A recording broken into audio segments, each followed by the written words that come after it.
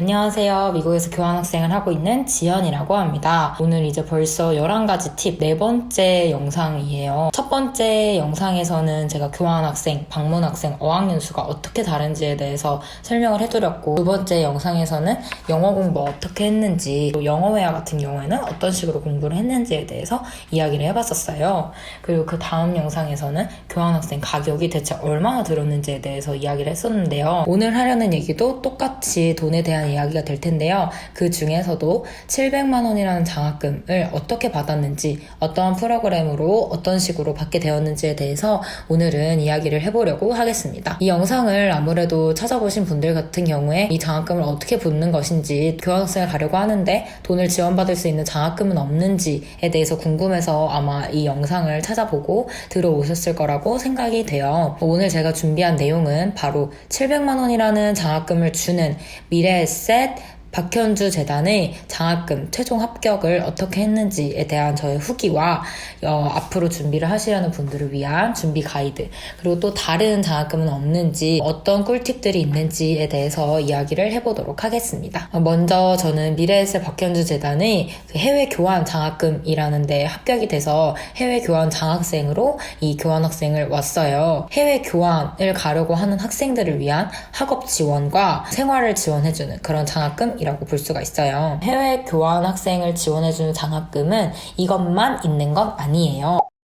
교환학생을 위한 교외 장학금은 대표적으로 4가지가 있습니다. 첫 번째로는 미래에셋 박현주 재단의 장학금이 있고요. 미주 지역과 유럽 지역, 또 기타 지역을 가는 경우에는 700만 원 지원이 되고, 아시아권은 500만 원의 지원금이 됩니다. 외부 장학금 중에서 가장 큰 규모예요, 이 장학금이. 이게 가장 잘 알려져 있기도 하고요. 면접은 없고 자기소개서와 학업 계획서 등의 작성으로 합격을 하게 됩니다. 뽑는 학생들은 350명이에요. 이거는 매년 달랐는데 제가 뽑혔을 때 당시에는 350명이 뽑혔고, 이게 또 과별로 퍼센테이지가 나뉘어져 있어요. 환경계열 같은 경우는 30%, 인문사회 30%, 이공계에 30%, 기타 예체능 및 의학은 10% 뽑게 됩니다. 그 다음으로는 아셈 듀오 장학금이에요. 이 아셈 듀오 장학금은 유럽으로 가려는 분들이 찾아보시면 좋을 것 같아요. 유럽의 30개의 아셈 회원국이 있어요. 그 회원국의 학생들과 이 한국 학생들 간의 그 문화 교류 이런 걸 도와주는 장학금이거든요. 그래서 제가 뽑히면 유럽 그 지역에 있는 학생 한 명도 또 뽑혀야 되는 거예요. 그래서 저와 그 학생이 1대1로 장학금을 받게 되는 그러한 방법입니다. 그 아셈 회원국 같은 경우에는 그리스, 덴마크, 독일, 벨기에, 프랑스, 핀란드, 영국, 이탈리아, 룩셈부르크, 네덜란드, 포르투갈, 스페인, 스웨덴, 아일랜드 등이 있습니다. 장학 규모는 550만 원입니다. 매년 4월에서 5월을 뽑고요. 가을 학기에 파견이 될 예정인 학생들만 지원할 수 있다는 그런 특징이 있습니다. 그 다음은 앱손 글로벌 리더 장학금이라는 거예요. 가을 학기, 이것도 마찬가지로 가을 학기에 파견되는 학생들을 대상으로 하는 장학금이고, 근데 다른 장학금이랑은 다르게 서울 지역 대학교에만 한정이 되어 있고 소득 분위도 되게 많이 봐요. 마지막으로는 어시스트 카드 장학금이 있어요. 이 어시스트 카드 장학금 같은 경우에는 1등은 300만 원 1명, 2등은 200만 원 2명, 3등은 100만 원 3명을 주게 되는데요. 선발 조건은 해외 대학이나 대학원 또는 어학기관에 등록된 출국 예정자 혹은 그 체류 중인 대학생이 됩니다. 근데 이 장학금은 유일하게 스펙이나 학력, 가정환경 등을 고려하고 있지 않고요. 그래서 그 교환학생에 대한 열정만 가지고 지원을 하실 수 있으실 겁니다. 이렇게 교환학생을 대상으로 하는 장학금이 4가지나 있으니까요. 본인한테 가장 적합하다고 생각하는 장학금, 본인이 가장 도전해보고 싶은 장학금을 고르셨으면 좋겠습니다.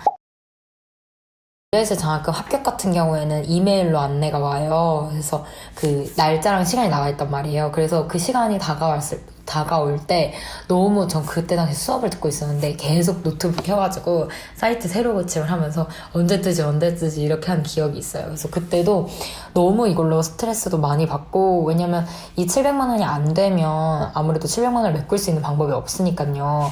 내가 정말 교환을 가야 될까 이런 고민도 많이 했고, 이게 꼭 됐으면 좋겠다는 간절함이 너무 강했었어가지고 막 꿈에도 나오고 그랬었어요. 그리고 딱 들어갔는데 합격입니다 하고 이메일이 와서 나서 너무너무 기분이 좋았던 그런 기억이 있습니다. 그러면 지금부터 지원 그런 과정, 선발 요강 이런 거를 꼼꼼히 저랑 같이 확인을 해봅시다. 선발 요강이 올라오기 전에 중요한 게 있는데요. 바로 소득분위 통지서를 꼭 발급받으셔야 된다는 거예요. 이 소득분위 통지서는 많은 분들이 아시다시피 한국장학재단에 들어가서 발급을 받으면 되는데, 문제가 뭐냐면 이 타 학기의 소득분위 증명서를 인정을 하지를 않아요. 미래에셋 장학금 같은 경우에는. 그래서 꼭 그 학기에 필요한 소득분위 통지서를 가지고 있으셔야만 하고, 또한 9분위에서 10분위는 아예 지원이 불가능하기 때문에 본인의 소득 구간을 꼭 확인을 하시는 게 필요합니다. 근데 이 미래에셋 재단 측에서도 이 선발 요강은 엄청 몇 개월 전부터 올려주셔요. 사전 준비를 할 수 있는 겁니다. 그럼 이 선발 일정이 어떻게 되느냐? 먼저 가을 학기에 파견되는 사람들 같은 경우에는 3월이랑 4월에 선발 요강이 올라와요. 봄학기 파견 선발 요강은 9월쯤에 올라와요. 그러니까 9월쯤에 꼭 확인하시고 4월에는 가을 학기 확인하시고 하시면 됩니다. 그러면 지원 절차가 대체 어떻게 되느냐 꼼꼼하게 알아보도록 하겠습니다. 먼저 온라인 지원서를 작성을 해요. 근데 여기서 특이한 점은 온라인으로 지원서를 작성을 하는데 온라인으로 제출은 하지 않습니다. 그럼 제출은 어떻게 하느냐? 바로 그 온라인 지원서를 출력을 하셔서 그 출력을 한 걸 다른 제출 서류들이 있을 거 아니에요. 소득분위 통지서라든지 성적 증명서도 내야 되거든요. 성적 증명서라든지 아니면 추가적으로 가산점을 받기 위한 서류라든지 이런 걸 다 뽑아가지고 학교에 제출을 합니다.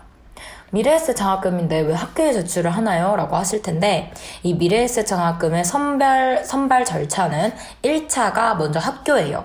학교에서 이 학생이 거짓되지 않게 작성을 했는지, 정보 같은 경우에는 맞게 기입을 했는지를 확인을 하고, 그걸 이제 미래에셋으로 보내게 되는 겁니다.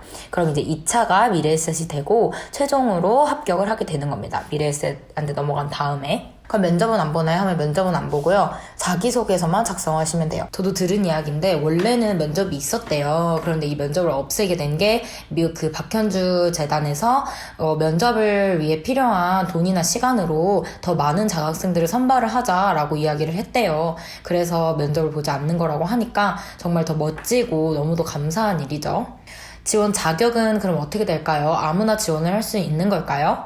일단 첫 번째로는 대한민국 국적이셔야 되고요. 4년제 국내 정규대학에 재학 중이셔야 됩니다. 또한 파견학기 기간 동안 모교 재학 상태를 유지하셔야 됩니다. 근데 이건 사실 교환학생에 가려면은 당연한 이야기죠.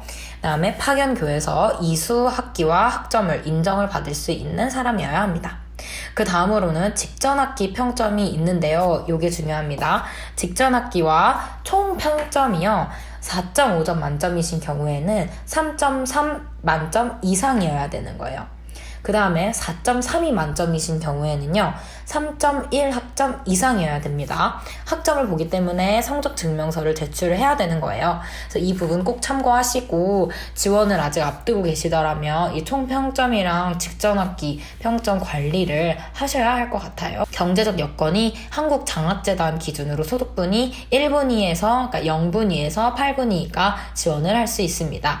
9분위랑 10분위는 지원을 하지 못하는 거예요. 그 다음으로는 가산점을 받을 수 있는 분들이 계세요. 5가지 항목이 있는데요. 첫 번째로는 부모 혹은 본인이 기초수급자이거나 차상위 계층인 경우, 두 번째로는 부모나 본인 중에 장애인이 있는 경우, 혹은 본인이 국가유공자의 자녀인 경우, 그 다음에 다자녀 가정, 봉사활동 국내 200시간 이상입니다. 이 봉사활동의 기준은 대학교를 입학하고 난 이후부터예요. 그 이후부터 휴학 기간도 포함을 해서 봉사활동을 인정이 되고, 대신에 해외 봉사라든지 학생회라든지 홍보대사, 버디, 종교활동 등은 안 됩니다.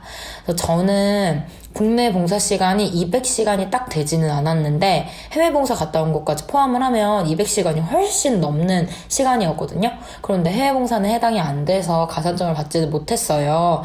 그래도 가산점이 없더라도 너무 걱정하지 마시고, 저처럼 붙는 사람도 있으니까요. 너무 걱정하지 마세요. 붙을 수 있을 겁니다. 가산점이 없어도. 가산점이 있으면 더욱 좋고요. 그럼 도대체 700만 원을 받으려면 어떻게 자기소개서를 써야 할까? 이거에 대해서 고민이 정말 많이 되시죠? 24기 장학생은 어떤 질문에 답을 해야 됐을지 질문 먼저 읽어드리도록 할게요. 먼저 첫 번째, 본인의 성장 배경 및 인생관을 사자성어를 통해 설명하는 것 700자. 두 번째, 교환학생을 결심한 계기와 교환학생 파견을 위한 본인만의 준비 과정 700자. 교환학생 파견을 통해 이루고자 하는 도전과 경험을 소개하고 실행 계획을 구체적으로 기재해주세요. 700자. 교환학생 파견 국가의 사회, 경제, 정치, 문화 이슈 중 하나에 대해서 설명을 하고 그에 따른 본인의 의견을 기재해주세요. 였습니다. 처음에 저 이 질문을 받아봤을 때요. 나 이 장학금 포기할까 이렇게 생각했었어요. 너무 어렵고 써야 되는 양도 많고 여러분들한테도 그래서 큰 틀을 먼저 제시를 해드리고 어떻게 썼는지에 대해서 자세하게 이야기를 해보도록 하겠습니다. 먼저 큰 틀은 3가지가 있어요. 3가지. 이 3가지가 가장 중요해요. 어떤 자기소개서를 어떻게 쓰시든 이 3가지를 꼭 참고하셔서 미래에서 장학금을 지원하셨으면 좋겠습니다. 첫 번째, 일맥상통한 내용입니다. 일맥상통하게 첫 번째, 두 번째, 세 번째, 네 번째 문항을 나라는 사람으로 계속해서 귀결이 될 수 있도록 일맥상통하게 내용을 전개하시는 게 중요합니다. 이 박현주재단 같은 경우에는 배려가 있는 자본주의의 실천을 이념으로 하고 있습니다. 이 뜻이 뭐냐? 배려가 있는, 즉 남을 돕고 약한 사람을 도울 수 있는 자본주의, 즉 이 돈을 사용하는 자본주의에 있어서 배려 있게 남을 도울 수 있도록 실천하는 그러한 이념을 가지고 있다라는 거예요. 나중에 제가 정말 많이 벌 수 있게 되고 좋은 일을 할 수 있게 된다면 나 남을 도울 수 있는 그러한 일을 하고 싶다라고 생각을 했었거든요. 이 이념에 맞게 자기소개서를 작성하시는 게 중요합니다. 세 번째로는요, 자기소개서가 너무 많잖아요. 엄청 많은 분들이 지원을 하거든요. 어떻게 이 사람들의 눈에 띄일 수 있고 어떻게 이야기를 전개를 해야 될까요? 바로 나만의 이야기를 하시면 됩니다. 사람이 100명이 모이고 200명이 모여도 똑같은 사람이 있을 수는 없잖아요, 이 세상에. 그러니까 본인만이 가지신 그런 독특한 이야기, 본인이 가지고 있는 정말 진솔한 나의 이야기를 하셔야 돼요. 그리고 이걸 가장 분명하게 글로써 전달하는 게 중요합니다. 그래서 이 자기소개서를 먼저 시작하시기 전에요. 나는 누구인가? 나는 왜 교환학생을 가야만 하는가? 내가 왜 이 장학금을 받아야 하는가에 대해서 깊게 고민을 해보셨으면 좋겠습니다. 그 글을 쓰실 때 자신만의 말투가 있고 자신만의 목소리가 있을 거 아니에요. 글을 전개하는 방식. 그렇게 나만의 이야기를 계속해서 전개해 나가시길 제가 꼭꼭 당부를 드리고 싶습니다. 그래서 이 영상을 찍으려고 제가 예전에, 그러니까 아주 예전이라고 하기도 좀 그렇지만 그래도 몇 개월이 많이 지난 저의 자기소개서를 열어서 읽어봤어요. 그리고 어떤 걸 이야기를 해야 도움이 될까에 대해서 고민을 하면서 많이 생각을 해보고 제 자기소개서를 제가 분석을 해봤거든요. 그래서 여러분들한테 그걸 말씀을 드려보도록 할게요. 먼저 첫 번째 질문이 성장 배경과 인생관을 사자성어를 통해 설명을 하는 거잖아요. 처음에 이걸 봤을 때, 와, 사자성어를 뭐를 하지? 이 생각을 했어요. 나 사자성어 아는 것도 많이 없고, 만약에 내가 안다고 해도 그런 진부한 사자성어를 하면 과연 내 자기소개서가 눈에 띌까? 이런 생각이 많았거든요. 그래서 사자성어만 엄청 찾았던 것 같아요. 이 사자성어 읽어보고, 이 사자성어 읽어보고, 이게 나한테 딱 와닿나? 이게 정말 내 성장 배경과 인생관을 이야기하고 있는 사자성어인가? 에 대한 고민도 많이 했고요. 근데 꼭 제 생각에는 안 흔한 사자성어를 하려고 노력하실 필요는 없을 것 같아요.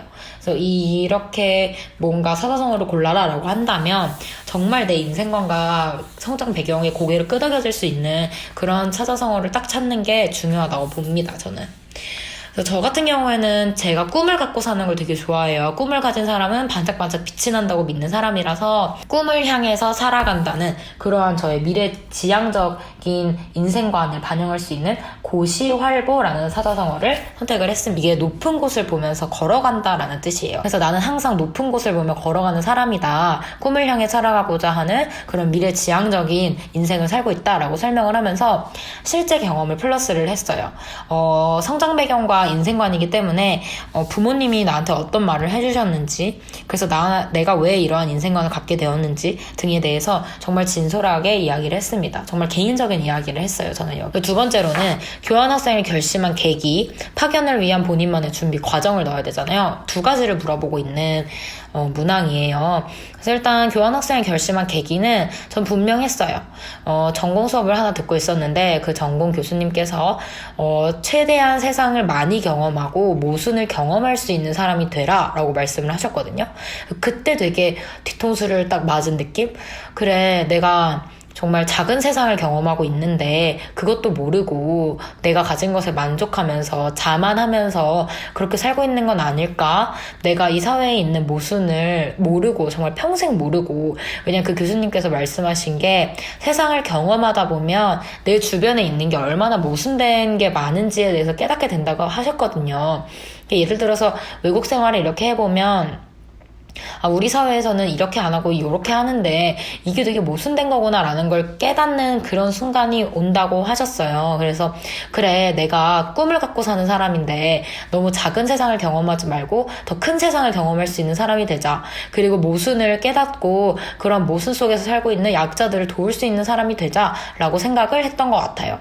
그러면서 이런 해외로 파견이 많이 될 수 있는, 또 다양한 사람을 만나볼 수 있는 그러한 활동들을 주로 했던 것 같고, 그 중에 교환학생도 있었던 거예요. 이 수업 중에 교수님한테 이러한 이야기를 들었다라는 걸 저는 기재를 했고, 그로 인해서 정치든 복지든 사회든 내재되어 있는, 내가 살다 보면 모르고 지나칠 수 있는 그런 모순들을 깨달으면서 사는 사람이 되고 싶다라고 이야기를 했었어요. 그리고 준비 과정 같은 경우에는 뭐를 쓸까 정말 고민을 많이 했던 것 같아요. 왜냐면 굉장히 평이한 질문이잖아요. 너 교환학생 어떻게 준비했어? 너무 평이한 질문이잖아요. 나 자기소개서 열심히 썼어. 영어 공부 열심히 했어. 이런 거밖에 사실 이야기할 게 없거든요. 그래서 뭘 써야 나의 이야기가 될 수 있을까를 고민을 하다가 정말 이런 세상을 경험하기 위해서 한국에서 내가 그동안 활동하고 노력했던 것을 저는 썼습니다. 그리고 느낀 점을 조금씩 썼어요. 예를 들어 저 같은 경우에는 영어로 수업을 듣고 하는 거에 익숙해지고 나서 미국으로 가도 부족하다라는 생각을 했기 때문에 한 번은 원어 강의를 꼭 들어야겠다는 생각을 했거든요. 그래서 원어 강의를 들었고, 그때 토론이나 학생들이 발표를 하고 이런 걸 보면서 수업을 듣는 문화가 굉장히 다르구나라는 걸 많이 깨달았어서 그걸 썼고, 원어 강의 일부러 들으려고 했다라는 점, 그리고 다양한 사람들과 교류를 하기 위해서 외국 학생과 함께 UCC 대회에 나간 적도 있고, 그 영어로 비디오를 만들어서 출품하는 그런 영어 비디오 컨테스트에 나간 적도 있어요. 그래서 그런 걸 이야기를 하면서 난 되게 글로벌한 경험을 하려고 많이 노력을 했다, 교환학생을 오기 전에, 이런 식으로 기재를 했습니다. 그리고 세 번째로는 교환학생 파견을 통해 이루고자 하는 도전, 경험, 실행 계획을 구체적으로 기재를 해야 된단 말이에요. 그래서 이것도 도전, 경험, 뉴욕 여행 하고 싶고, 그런 게 내가 하고 싶은 경험이고, 외국 학생들이랑 같이 생일 파티도 해보고 싶고, 이런 소소한 게 나의 경험인데 대체 여기에 뭘 적어야 될까가 고민이 많이 되더라고요. 근데 그러던 와중에 제가 이 앤디컷이라는 학교를 선택한 이유가 인턴십이라고 예전에 조금 말씀을 드렸잖아요. 도전과 경험이 내가 꼭 이루고자 하는 게 될 수 있겠다라고 생각을 해서 인턴십, 동계방학 인턴십을 꼭 하겠다고 이야기를 했고, 왜 그런지를 과거에 이제 평창올림픽에서 제가 외국인들과 함께 인턴 활동을 했던 적이 있거든요. 방송국 인턴 활동을. 그때 이야기를 끌어와서 내가 그때 당시에 느꼈던 것이 이런 게 있는데 이러한 것을 더 경험하고 싶어서 나는 동계방학 인턴을 꼭 할 것이다 라고 이야기를 했습니다. 그러니까 이게 또 계속 일맥상통하죠. 글로벌한 사람이 되고 싶고 미래지향적인 꿈을 갖고 사는 사람이 되고 싶다, 이런 이 인턴을 하려는 이유를 저의 전공과 이 국가를 연관을 지어서, 저의 전공이 디지털 미디어 학과잖아요. 근데 여긴 미국이잖아요. 그래서 미국 같은 경우에는 디즈니나 워너브라더스나 등등 해서 세계적인 미디어 기업들이 굉장히 많아요. 그래서 이런 거랑 연관을 지어서 이렇게 세계적인 미디어 기업이 많은 곳에서 방송국 인턴이나 이런 걸 하면서 이 나라의 문화나 이런 걸 배워보고 싶다라는 식으로 썼습니다. 그리고 당연히 준비 과정은 이 인턴 영상 관련된 수업을 꼭 듣겠다라고 기재를 했습니다. 마지막으로는 저는 이 문제가 가장 어려웠는데요. 파견국가의 사회경제 정치문화 이슈 중 하나에 대해서 설명을 해야 되고 거기에 따른 제 의견을 서술을 하는 거였어요. 미국을 지원하려는 사람이 저만 있는 건 아닐 거잖아요. 그래서 어떤 이슈를 해야 될까에 대한 고민도 정말 많았던 것 같아요. 너무도 큰 이슈를 이야기하기에는 그냥 요즘 신문에 있는 기사 하나 읽고 내 의견 적는 것 같고 뭔가 내가 더 깊게 나의 경험을 연관져서 이야기할 수 있는 게 없을까라고 생각을 했는데요. 미국에 오기 전에 저는 정말 많은 사람들이 너 총 조심해? 라고 이야기를 했단 말이에요. 그래서 미국이 정말 총기의 사고가 많은 나라다 보니까 우리나라에서는 사람들이 이렇게 생각할 수 있겠다라는 생각을 했었거든요. 그래서 총기에 대해서 외국 학생들이 어떻게 생각하는지가 저는 궁금했었는데 예전에 원어 강의를 들을 때 그 수업에서 토론을 했단 말이에요. 근데 그 토론에서 이 총기에 대해서 이야기를 했었어요. 어떤 한 학생이 개인의 자유, 개인의 권리를 이야기를 하면서 총기를 소지해도 된다라고 이야기를 하더라고요. 그래서 그때 당시에 저와 의견이 굉장히 달랐지만 그 이야기를 들으면서 이것도 일리가 있기는 하다라는 생각을 했었거든요. 굉장히 생각이 다르지만 일리는 있다라고 생각을 했었기 때문에 이 총기 관련 이슈에 대해서 저의 생각을 정리해서 적어야겠다라고 생각을 했어요. 그리고 총기 관련된 걸 찾아보니까 그때 당시가 콜럼바인 총기 난사 사건 20주년이었어요. 검색을 해보니까 CNN이나 BBC 이런 뉴스 기사에 저는 총기 관련해서 한번 검색을 해서 봤거든요, 기사를. 그래서 그거와 연관을 지어서 올해가 20주년인데 이걸로 인해서 미국 사람들 중에서 이렇게 생각하는 사람이 있고 또 총기를 반대하는 사람도 있고 찬성하는 사람도 있다. 나는 원어 수업에서 토론을 이렇게 했었는데 그때 생각이 굉장히 다르다는 거에 충격을 많이 받았었고 그래도 그때 그게 일리가 있다고 생각이 들었고 하지만 나의 의견은 여전히 이렇다라는 식으로 기재를 했습니다. 그래서 이렇게 제가 어떻게 썼는지 그리고 자기소개서를 작성할 때 어떤 큰 틀을 갖고 작성하면 좋을지에 대해서 이야기를 해봤어요.